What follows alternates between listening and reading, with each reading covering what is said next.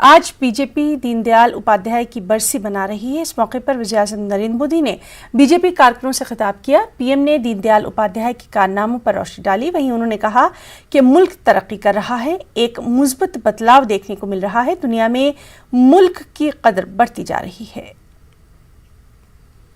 और दीनदयाल जी ने कहा था कि हमें सिर्फ अनाज में ही नहीं बल्कि हथियार और विचार के क्षेत्र में भी भारत को आत्मनिर्भर बनाना होगा।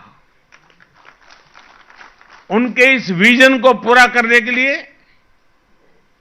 भारत आगे बढ़ रहा है। आज भारत में डिफेंस कॉरिडोर बन रहे हैं, स्वदेशी हथियार बन रहे हैं और तेजस जैसे फाइटर जेट्स भी हवा में उड़ान भर रहे हैं।